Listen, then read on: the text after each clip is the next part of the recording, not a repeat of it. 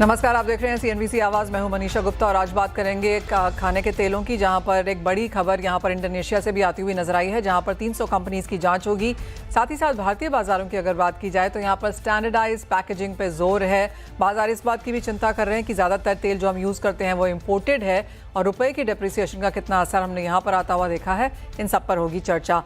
साथ ही साथ बात करेंगे यहाँ पर पानी की, जहाँ पर बारिश तो कमज़ोर है ही, 22% की गिरावट है 1 से 8 जून के बीच में जो बारिश होती है नॉर्मली। और साथ ही साथ जिस तरह से पानी की किल्लत है उससे मुंबई और महाराष्ट्र में किस तरह की चिंताएं हैं, इस पर भी होगी चर्चा। हमारे साथ इन सब पर बात करने के लिए जुड़ रहे हैं सॉलिडारिटी नेटवर्क के GM mister doctor Suresh Motwani, स्कैमर के president meteorology GP Sharma and pro intelligence services के फाउंडर दिनेश सोमानी। सबसे पहले मॉनसून पे यहाँ पर चर्चा कर लेते हैं। डिलेड मॉनसून है, ऑनसेट देरी से हुआ, साथ ही साथ बिलो नॉर्मल रहने की उम्मीद तो है ही और शायद ये अर्ली डेज हैं, लेकिन पहला हफ्ता जो जून का है 1 से 8 जून, यहाँ पर बारिश अब तक 22% बिलो नॉर्मल हुई है।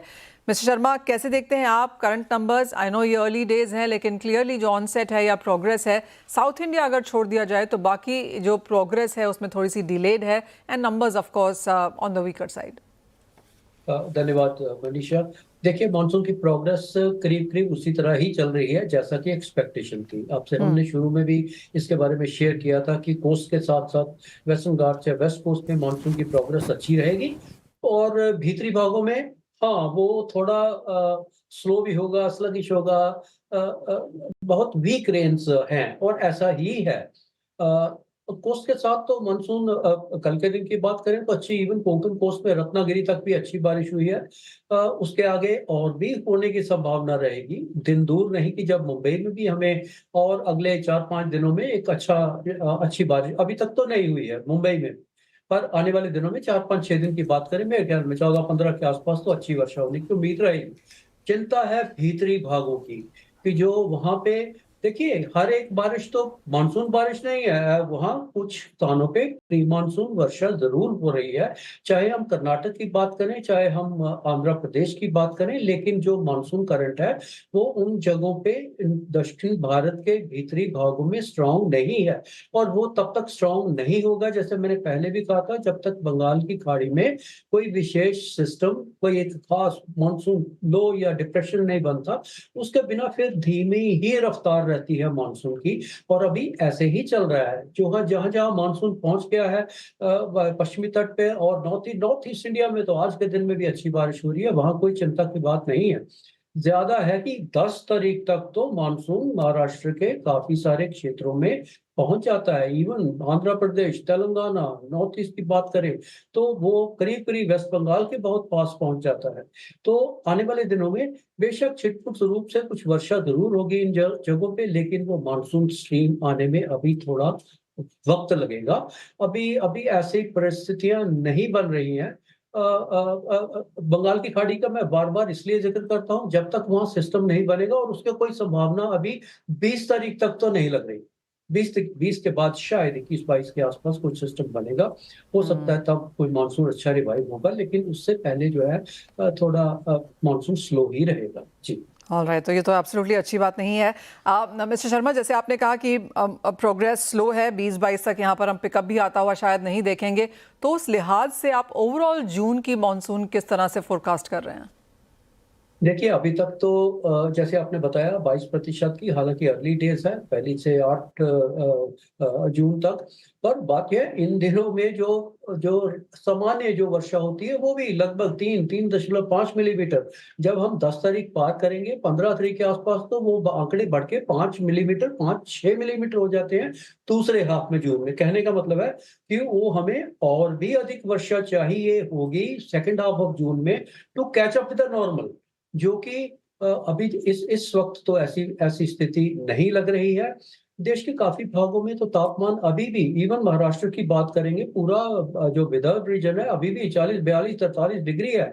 अभी बहुत स्थानों पर मानसून का कोई जो असर होता है उसको तो नहीं दिख रहा है।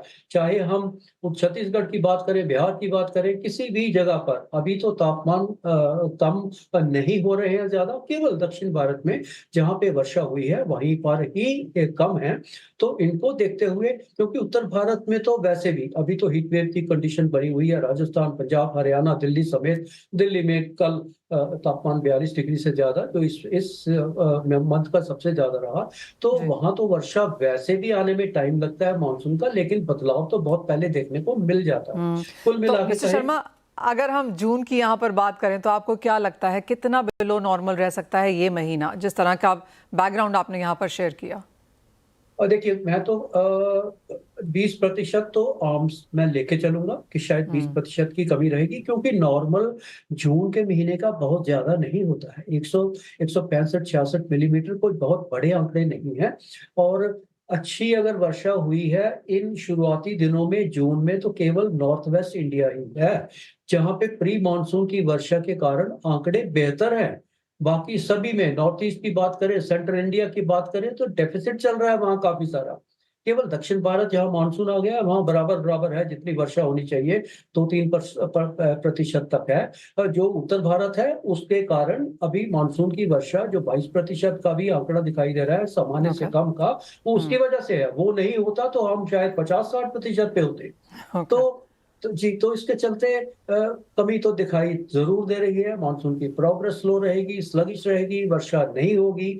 जो इंडो गैंजेटिक प्लेन्स हैं, जहां से उत्तर प्रदेश की बात करें या बिहार की बात करें या उत्तर भारत के जो जो मैदानी भाग हैं, वर्षा की कमी बाकायदा बनी रहेगी जून ओके के महीने में।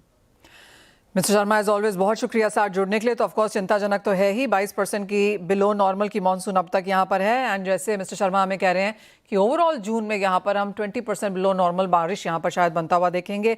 मुंबई जो यूजुअली 10 जून तक बारिश देख लेता है, इस बार शायद 14-15 जून होता हुआ नजर आएगा। और मोस्ट इंपॉर्टेंट चीज़ जो उन्होंने कही कि जो बे ऑफ बंगाल में डिप्रेशन आना चाहिए वो शायद 20-22 तक भी नहीं आएगा, और तब तक मानसून की प्रोग्रेस यहाँ पर स्लो रह सकती है। वेल, इसी के साथ आपको बता दें कि पानी की किल्लत यहाँ पर ज़्यादातर कंट्री में, वाटर रिजर्वर्स में, हम उसकी बात यहाँ पर लगातार करते रहे हैं, लेकिन अब ये स्थिति वहाँ पहुँच चुकी है, स्पेशली मुंबई महाराष्ट्र में, जहाँ पानी को लेकर चिंताएं हैं। वाटर टैंकर्स की स्ट्राइक है। मेरे साथ मेरी सहयोगी सांतिया गोरा इसी पर बात करेंगी। सांतिया, आप लगातार इसके ऊपर देखती रही हैं, इसको फॉलो कर रही हैं, कितना प्रॉब्लमैटिक है ये?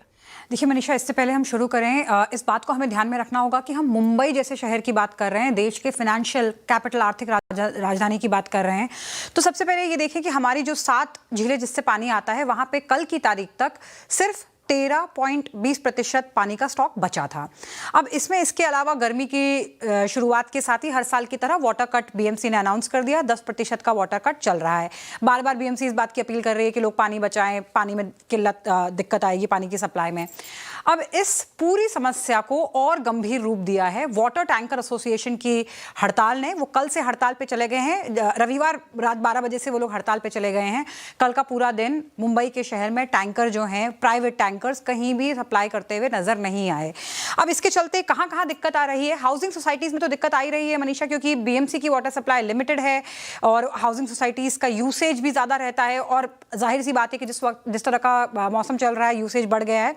तो हाउसिंग सोसाइटीज में मनीषा, वहां पे अब जो है खासकर की जो स्काई राइजेस है, जहां पे पैसा देके पानी खरीदा जा सकता है, वहां पे हाउसिंग सोसाइटीज के लोगों का कहना है कि डबल पैसा देने के बावजूद भी या तो उन्हें टैंकर मिल नहीं रहे हैं या वक्त पर नहीं मिल रहे हैं। तो उन्हें पैसा देने के बावजूद भी पानी नहीं मिल पा रहा है। उसके अलावा आप अगर बाकी छोटे इलाकों की बात करें या छोटी इमारतों की बात करें, तो वहां पे पानी की किल्लत काफ़ी ज़्यादा बढ़ी हुई है। अभी मैं अपने ऑफिस के कुछ लोगों से बात कर रही थी, वो भी इस बात को साझा कर रहे थे कि किस तरह की तकलीफ उन्हें पीने के पानी को लेकर के हो रही है, साथ ही साथ नॉन पोर्टेबल पानी को लेकर के भी हो रही है। अब दूसरा है रेलवे स्टेशंस जो हैं, चाहे सेंट्रल रेलवे का सीएसएमटी स्टेशन हो, चाहे वेस्टर्न रेलवे के दादर और मुंबई सेंट्रल स्टेशन हो, वहां पे पानी की किल्लत हो गई है। क्योंकि अगर हम सेंट्रल रेलवे की बात करें तो सेंट्रल रेलवे का 50% से ज्यादा पानी, खासकर की छत्रपति शिवाजी महाराज टर्मिनस पे, वहां पे टैंकर्स के थ्रू आता है। अब कल वहां पे 1,30,000 लीटर का शॉर्टेज रहा है। और साथ ही साथ अगर हम वेस्टर्न रेलवे की बात करें तो वहां पे 20% का शॉर्टेज रहा है। दादर टर्मिनस जो वेस्टर्न रेलवे का सेक्शन है, वहां पे बिल्कुल पानी नहीं था। तो वैसे में क्या हो रहा है, किस लिए रेलवे स्टेशन पे पानी की जरूरत पड़ती है? नॉन पोर्टेबल की भी, जो आउटबाउंड ट्रेन होती है उन्हें धोने के लिए और वॉशरूम की सप्लाई के लिए। तो अब हो ये रहा है कि वेस्टर्न रेलवे और सेंट्रल रेलवे दोनों ने अपने वाटर पॉइंट्स चेंज करके आगे वाले स्टेशन कर दिए हैं। यानी कि वेस्टर्न रेलवे के लिए वो बन गए हैं वलसाड़ और सूरत, और सेंट्रल रेलवे के लिए वो पनवेल और और आगे जाके उसके बाद भुसावल और जो बाकी स्टेशन आते हैं। इसका मतलब जो गाड़ियां यहाँ से चल रही हैं शहर से, उनको वलसाड़ तक या सूरत तक भी पानी नहीं मिल रहा है। आप समझ सकते हैं किस तरह की किल्लत की हम बात कर रहे हैं। इसके अलावा चाहे रेस्टोरेंट्स हो, चाहे बाकी एसोसिएशंस हो, वहां भी पानी की बड़ी किल्लत का सामना लोगों को करना पड़ रहा है।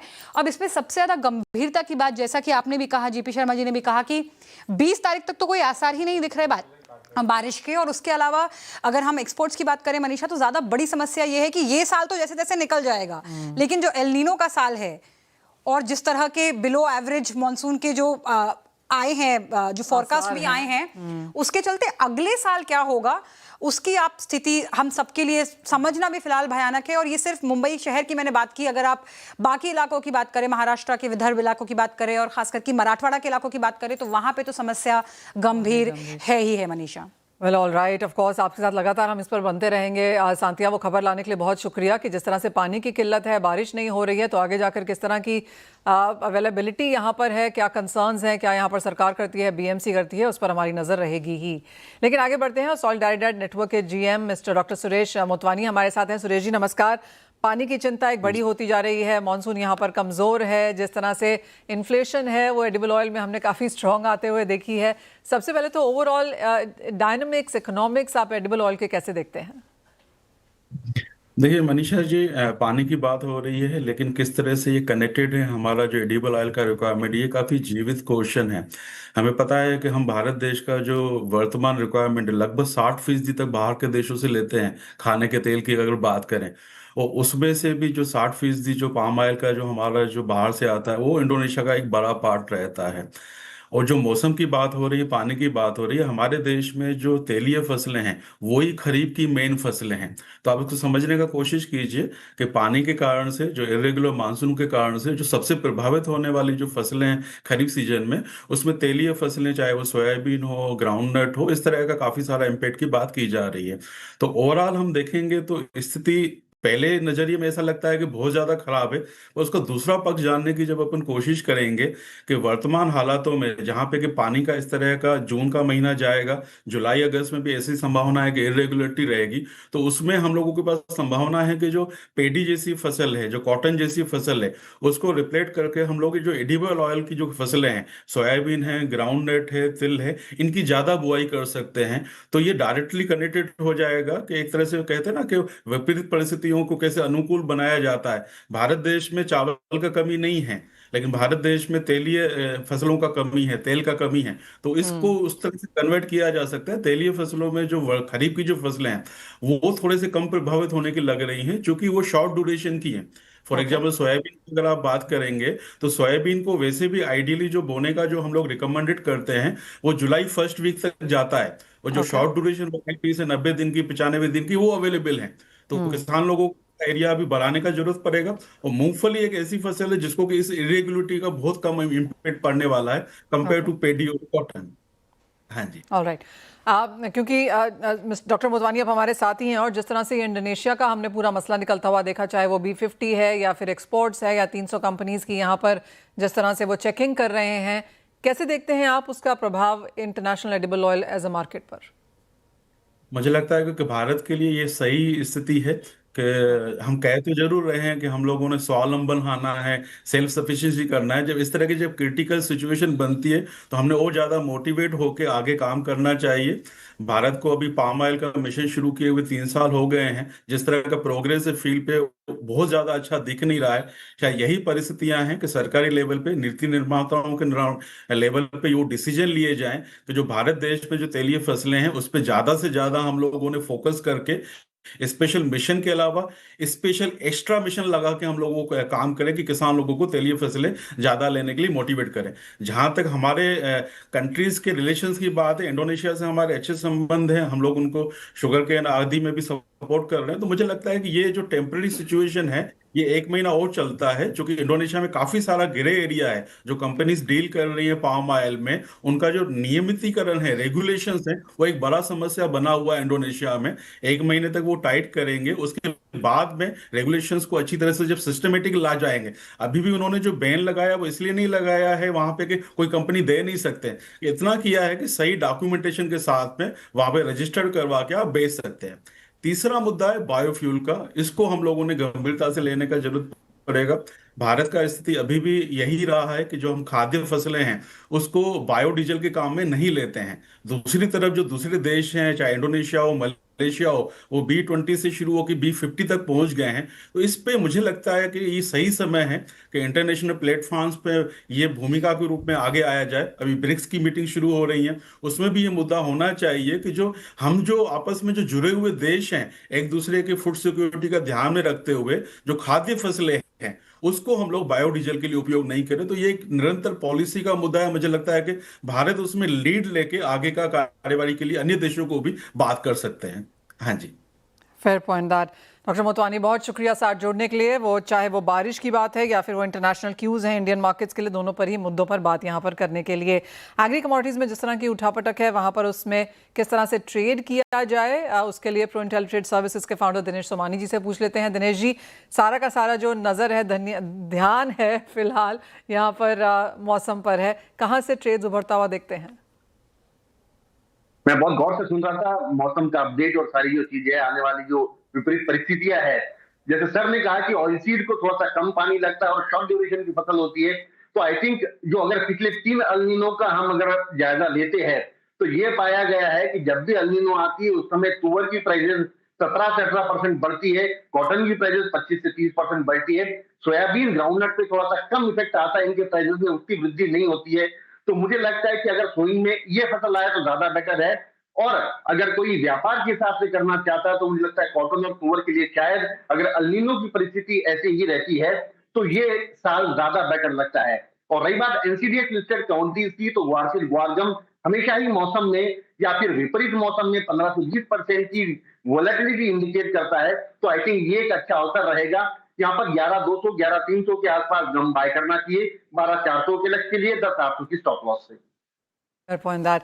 आपकी बात हमने बिल्कुल बांध ली है। जैसे आपने कहा कॉटन और तुअर बढ़ता है, एडिबल ऑयल नीचे आते हैं, तो अगर एल निनो का साल है तो इनके ऊपर नजर रहनी चाहिए। दिनेश जी, साथ ही साथ सोने चांदी, स्पेशली चांदी में क्या करने की राय है? जिस तरह की गिरावट यहाँ पर देखने को मिली है, 120 वाली चांदी 65 आ गई है, क्या और गिरावट की एक्सपेक्टेशन? जी, बड़ी तेज गिरावट आई है। मतलब पिछला वीक की अगर देखते तो 2,71,000 के हाई थे, वहां से 2,39,000 के कल हमने तो आते हुए देखे हैं, $78 से $67 के इर्द गिर्द आ चुके हैं। दिस पर्टिकुलर लेवल कॉमेट में ये 200 डेज मूविंग एवरेज है।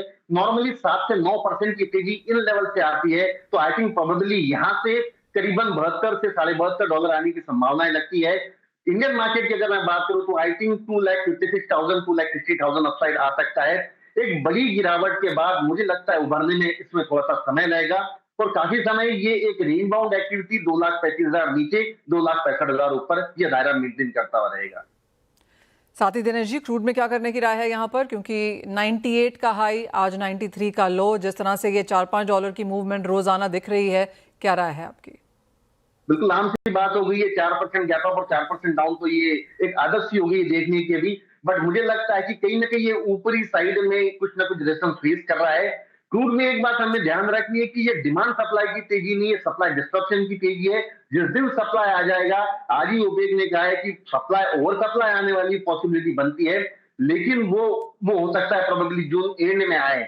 लेकिन यहाँ से मुझे लगता है कि $96-97 बहुत ही बड़ा रेजिस्टेंस है, नीचे में $84-85 एक सपोर्ट है। तो ये दायरा मुझे लगता है कि आने वाले समय इसी दायरे में ट्रेड करेगा।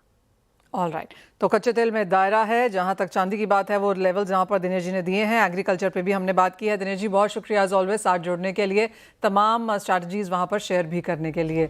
इसी के साथ एक ब्रेक का भी समय है, लौटेंगे और लेकर आएंगे बॉन्ड स्ट्रीट।